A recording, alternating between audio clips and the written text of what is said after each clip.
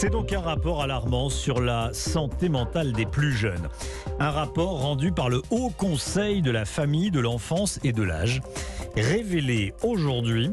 Et qu'est-ce que l'on découvre ? On découvre que les jeunes âgés de 6 à 17 ans consomment trop de psychotropes. En tout cas, de plus en plus. Nina Droff avec nous. Bonjour Nina. Bonjour Romain. En l'espace d'une dizaine d'années, ces médicaments censés traiter les troubles de l'humeur notamment ont été 2 fois plus prescrits par les médecins pour cette tranche d'âge.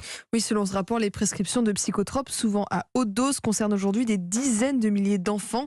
Cela peut être des antidépresseurs, des antipsychotiques ou encore des anxiolytiques, des traitements normalement réservés à l'adulte. Mais aujourd'hui, ça n'est plus le cas.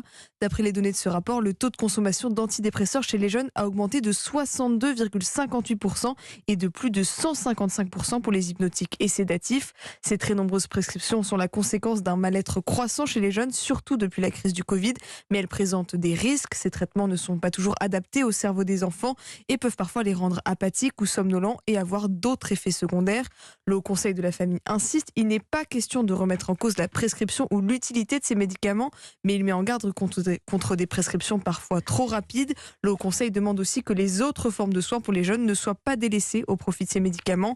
Par exemple, le nombre de suivis par des psychologues dans des centres spécialisés continue de diminuer. Nina Droff.